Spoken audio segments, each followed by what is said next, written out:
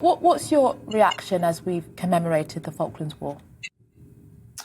Well, really, I've got great pride in what we achieved, both land, sea and air forces. And in our own particular case in 2-Para, we had great pride that we were the inheritors of the men who fought on the bridge at Arnhem, because without history, there is no legacy. Without legacy, there is no history. And we didn't want to let them down.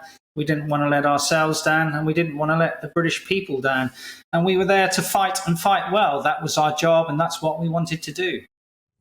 Well, you certainly did that. I mean, look, give us a first-hand experience, really, of what exactly you guys did over there, and yeah, just kind of just run us through it, really, if that's okay. Some of the key events, as it were, for you. Yeah, it is a very episodic war. So we landed on the 21st of May and had a huge march to a place called Sussex Mountain, where we stayed for the next 5 days. And we were degrading because this was a winter war. It was the environmental conditions, the weather, the climate were awful.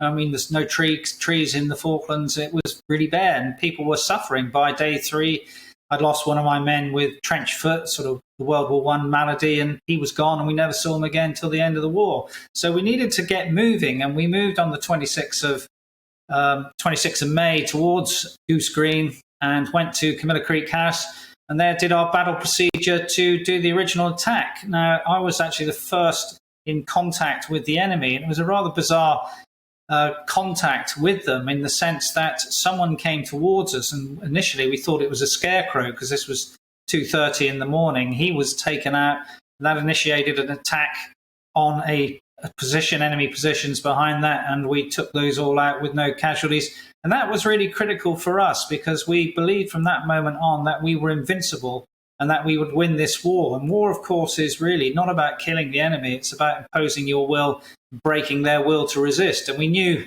personally, I knew from that moment on that would take place. And the victory at Goose Green, the first victory by 2-Para, set the scene and the tone for the rest of the war and inspired the rest of the land forces, as we were inspired by the actions of the Navy and the Air Force in contributing to what went on.